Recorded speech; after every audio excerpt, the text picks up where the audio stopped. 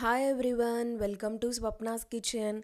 ఈరోజు మన వీడియోలో గుత్తి వంకాయ మసాలాని సింపుల్గా ఈజీ వేలో ఎలా చేయాలో చూద్దామండి. వంకాయని మనము చేసే విధంగా చేసుకున్నామంటే ఏ రుచి కూడా బనికిరాదు ఈ కర్రీ ముందు, అంత బాగుంటుంది. మనమైతే ఇప్పుడు గుత్తి వంకాయ మసాలాని తయారు చేద్దాము, వచ్చేసేయండి. ఫస్ట్ ఇక్కడ మనమైతే మసాలా ప్రిపేర్ చేసుకోవాలి. దానికి నేను ఒక ప్యాన్ పెట్టుకొని 2 టీ స్పూన్స్ ధనియాలు యాడ్ చేశానండి. వీటన్నిటిని మనమైతే డ్రై రోస్టే చేసుకోవాలి. ధనియాలు వేసిన తర్వాత 1 ఇంచ్ దాల్చిన చెక్క, 3 లవంగాలు వేశాను. అలాగే 1 టీ స్పూన్ జీలకర్ర యాడ్ చేసిన తర్వాత 1/2 టీ స్పూన్ మెంతులు. వీటన్నిటిని మనం మంచిగా కొంచెం ఒక 5 నిమిషాల వరకు మంచి స్మెల్ వచ్చేంత వరకు అయితే వేయించుకోవాలి. చూస్తున్నారు కదా వీడియోలో, ఆ మాత్రం వేగిన తర్వాత ఇక్కడ నేను ఒక 2 టేబుల్ స్పూన్స్ ఎండు కొబ్బరిని వేసుకున్నాను, సన్నగా కట్ చేసుకొని. అవి కూడా మనం ఒక 5 నిమిషాల వరకు సిమ్లో పెట్టుకొని కొంచెం కలర్ చేంజ్ అయ్యేంత వరకు అయితే ఫ్రై చేసుకుంటే సరిపోతుంది. ఇలా వేగిన ఈ దినుసులని మనం ఒక ప్లేట్లోకి తీసేసుకుందామండి. ఇప్పుడు నెక్స్ట్ అదే ప్యాన్లో ఒక 1 టేబుల్ స్పూన్ ఆయిల్ యాడ్ చేసేసుకొని 2 పెద్ద ఆనియన్స్ని నేను చూపిస్తున్నాను కదా వీడియోలో, ఆ మాత్రం కట్ చేసుకుంటే సరిపోతుంది. ఎలాగో మనము గ్రైండ్ చేస్తాం కాబట్టి మరీ చిన్నగా కట్ చేసుకోవాల్సిన అవసరం కూడా లేదు. 2 పెద్ద ఆనియన్స్ని వేసి మనము కలర్ చేంజ్ అయ్యేంత వరకు వేయించాల్సిన అవసరం లేదండి. జస్ట్ ఉల్లిగడ్డలు అనేవి సాఫ్ట్గా అయితే చాలు.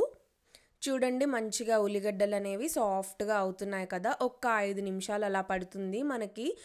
మీడియం ఫ్లేమ్లో పెట్టుకొని మీరు కలుపుకుంటూనే మంచిగా వేయించండి. నాకు ఉల్లిగడ్డలు సాఫ్ట్గా అయ్యాయి. నేను స్టవ్ ఆఫ్ చేసేసుకొని పక్కన పెట్టేసుకుంటున్నాను. ఇక్కడ నేను గుత్తి వంకాయలు వచ్చేసి 1/2 కేజీ తీసుకున్నానండి. మరి పెద్దవి కాదు, చిన్నవి కాదు, మీడియం సైజులో ఉన్నవి తీసుకున్నాను. ఇప్పుడు మనము వేయించుకున్న దినుసులు, ఉల్లిగడ్డలు కూడా చల్లగా అయ్యాయి కదా. మనం ఇప్పుడు బ్లెండర్లో వేసుకొని మంచి మెత్తటి పేస్ట్ లాగా అయితే గ్రైండ్ చేసుకోవాలి. ఫస్ట్ నేనైతే వేయించుకున్న ఉల్లిగడ్డలని వేస్తున్నాను. ఉల్లిగడ్డలు కూడా వేసిన తర్వాత ఫ్రెష్గా దంచి పెట్టుకున్న అల్లం వెల్లుల్లి పేస్ట్ ఒక 1 స్పూన్ యాడ్ చేస్తున్నాను. మీరు కూడా ఫ్రెష్గా వేసుకోవడానికే ట్రై చేయండి అల్లం వెల్లుల్లి పేస్ట్.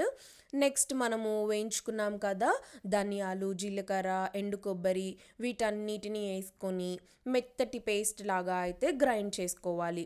చూడండి, ఆ మాత్రం గ్రైండ్ చేసుకున్నాక ఇక్కడ నేను రుచికి సరిపడా కారం అయితే యాడ్ చేస్తున్నాను.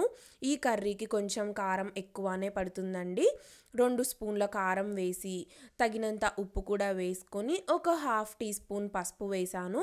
పసుపు వేసుకొని మరలా ఒకసారి పల్స్ ఇచ్చినట్టుగా మీరు గ్రైండ్ చేసుకుంటే సరిపోతుంది. ఏంటంటే మనకి కారం, ఉప్పు అనేది ఆ పేస్ట్లో మంచిగా కలుస్తుంది కదా, దానికోసం అనేసి ఒక్కసారి పల్స్ ఇస్తే కరెక్ట్గా మిక్స్ అవుతుంది పేస్ట్లోకి. ఇప్పుడు మనము వంకాయలని మంచిగా కట్ చేసుకుందామండి. స్టఫింగ్ పెట్టడానికి వీలుగా ఉండేటట్టుగా మనం వంకాయలని మీరు వీడియోలో చూసినట్లయితే అలా 4 భాగాలుగా వచ్చేటట్టు వంకాయని కట్ చేసుకోవాలి. ఈ విధంగా కట్ చేసుకుంటేనే మనం పెట్టిన స్టఫ్ అనేది వంకాయలలో మంచిగా సెటిల్ అవుతుంది. మీరు చూస్తున్నారు కదా వీడియోలో, సేమ్ అలానే అయితే మీరు కట్ చేసేసుకొని అన్ని తీసుకున్న వంకాయలని పుచ్చులేమి లేకుండా జాగ్రత్తగా చూసుకొని అయితే కట్ చేసి పక్కన పెట్టేసుకుందాము. ఇప్పుడు మన వంకాయలలో స్టఫింగ్ అయితే పెట్టేయాలండి. ఇక్కడ మీరు ఈ పేస్ట్ ఉంది కదా రుబ్బుకున్నది, దీన్ని ఒకసారి మీరు ఉప్పు, కారము అన్నీ చెక్ చేసుకోండి. నాకు చెక్ చేసుకున్నప్పుడు ఉప్పు పడుతుంది అనిపించింది, అందుకనేసి నేనైతే ఇంకొంచెం ఉప్పు యాడ్ చేశాను. మనము కర్రీ స్టార్ట్ చేసిన తర్వాత, స్టఫింగ్ పెట్టిన తర్వాత ఉప్పు, కారం పడతాయి అన్నా వేసుకోవడానికి వీలుగా ఉండదండి, కలవదు కదా. అందుకనేసి ఈ పేస్ట్ని మీరు కొంచెం టేస్ట్ చేసి చూసారంటే ఉప్పు, కారం అనేది కరెక్ట్గా అర్థమవుతుంది. ఇంకా స్టఫింగ్ చేసుకోవడమే అండి. వీడియోలో నేను చూపిస్తున్నట్లుగా జాగ్రత్తగా మీరు వంకాయలలోకి మనము రుబ్బుకున్న పేస్ట్ని మంచిగా డ్రాప్ చేసేసి అలా అన్నిటిని అయితే పక్కన పెట్టేసుకుంటే మనము కర్రీ ప్రాసెస్ అనేది స్టార్ట్ చేసుకోవచ్చు.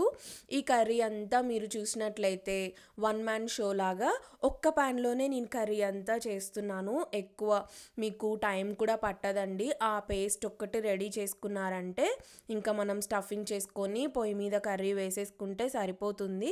వంకాయ ఎంతమందికి ఇష్టమో నాకైతే కమెంట్స్లో చెప్పండి.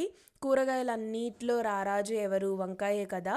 మరి ఆ వంకాయ కర్రీని మనము ఇలా టేస్టీగా చేసుకున్నామంటే అద్రిపోవాల్సిందే. ఇంట్లో వాళ్ళందరూ మన రెసిపీకి ఫిదా అవ్వాల్సిందే.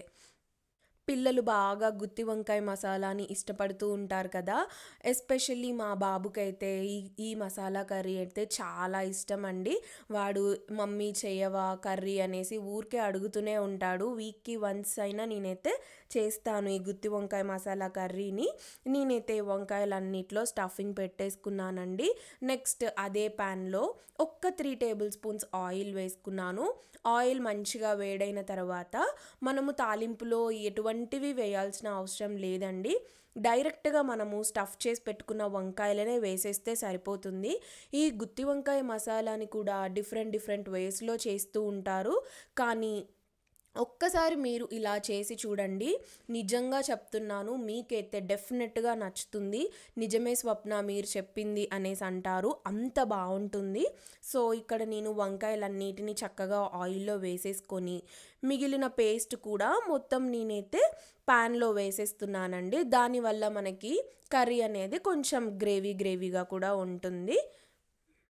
ఒక్క 5 నిమిషాలు మనము సిమ్లో పెట్టేసుకొని మూత పెట్టి మంచిగా మగ్గనివ్వాలండి.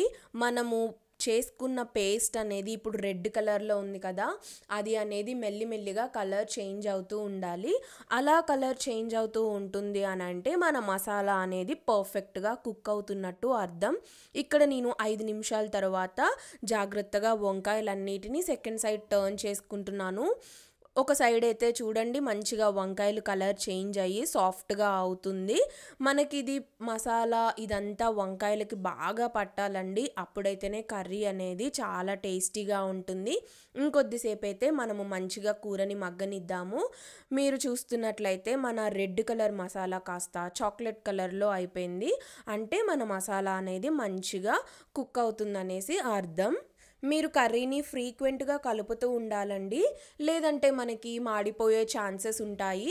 మనము తయారు చేసుకున్న మసాలా అనే దాంట్లో ఆనియన్స్ ఉన్నాయి కాబట్టి త్వరగా మాడుతూ ఉంటుంది ఆనియన్స్ వల్ల.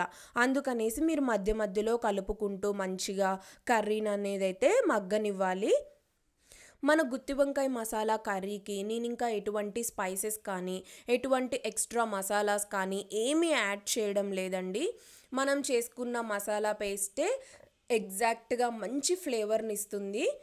ఇక్కడ వంకాయల్ని చూసినట్లయితే మంచిగా మగ్గిపోయాయి. వీడియోలో చూసినట్లయితే వంకాయలు అనేవి చాలా సాఫ్ట్గా మగ్గినట్టు కనిపిస్తున్నాయి కదా, అలానే మగ్గాలండి. మనము నోట్లో వంకాయ ముక్కని పెట్టుకుంటే కరిగిపోయేలాగా ఉండాలి. అలా పర్ఫెక్ట్గా మనకి వంకాయ మగ్గితేనే బాగుంటుందండి. లేదంటే వగరుగా ఉంటుంది మంచిగా కుక్ అవ్వకపోతే. సో మీరు మసాలాని కుక్ చేసుకోవడం ఎలానో వంకాయలు కూడా పర్ఫెక్ట్గా అలానే కుక్ అయ్యేలాగా చూసుకోవాలి.